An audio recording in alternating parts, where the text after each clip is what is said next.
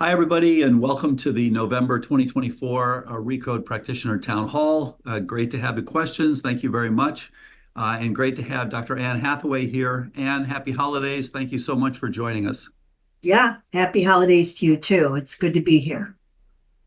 So much interesting stuff going on. And I wanted to mention for anybody who saw the LA Times op-ed that just came out a week ago, very interesting. This is from Dr. Keith Foss over at UCLA.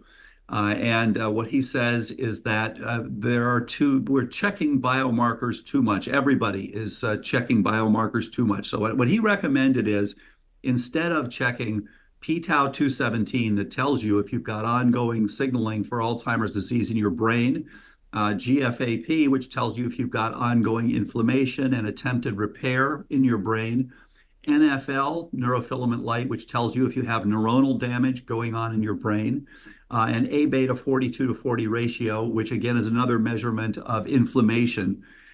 These things going on in the brain. So we have a look into the brain like never before, and something that you can now get early and find people and make sure that they never get dementia. His argument is, no, you shouldn't check any of these. If someone's asymptomatic, it just scares them and there's nothing you can do about it. We all know that's not the case. There's a lot you can do about it. If they have SCI, interestingly, he says you shouldn't check either if you've got mild symptoms. You really should wait for significant symptoms. And he talks about waiting for things like not being oriented to time and place. Oh my gosh, I mean, that's a relatively late symptom. So with his approach, you would not get these tested until you had MCI. And so I have to say, I disagree wholeheartedly with his suggestion, because to me, the two advances recently that are going to help us to make Alzheimer's disease a rare problem, the dementia part of it, a rare problem, are number one, biomarkers, so that we can see this. Just as when people started looking at fasting insulin and people started looking at CGM and glucose tolerance tests, where you could see diabetes coming years before you had significant damage to your eyes and kidneys and vessels and so forth and so on.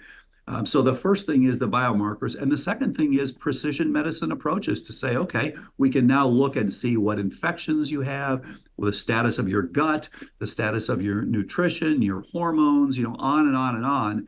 And we can really do something about this. Combining those two, we should make dementia a fairly rare condition, which is just what it should be. And this old-fashioned kind of antiquated idea that we don't want to check any of these things because there's nothing we can do about them, I have to say I disagree wholeheartedly. I understand one of his points was people hear the A word, Alzheimer's, and they get scared. Okay, I think we could take the lead of the diabetologists and say, when you're completely asymptomatic and you've got a high p-tau, then you could be labeled as pre-Alzheimer's. The issue always with Alzheimer's is that it's used both as a pathological term, that was the original definition, 1906, and a clinical term, you have Alzheimer's. So that's the problem, that we're using it both ways, and it's really two different things. The pathology changes, you would say that all four of those phases, asymptomatic, SCI, MCI, and dementia, those are all Alzheimer's pathologically. You still have plaques and tangles when you're asymptomatic. On the other hand, the clinical term we tend to reserve for when people have the dementia phase of Alzheimer's disease. So I like the idea of, you could potentially call the asymptomatics and even the SCIs pre-Alzheimer's, and then the MCIs and the dementias as, quote, Alzheimer's. But that's to be decided by panels and that sort of thing. The recent panel suggested that we call all of these Alzheimer's and we put all of them on these anti-amyloid antibodies, which I think is ridiculous. But again, I think it's going to take groups, sitting together and determining this. The idea of having early, accurate, and addressable markers, to me, is a paradigm shift and is a really important advance that will help all of us to get better and better outcomes.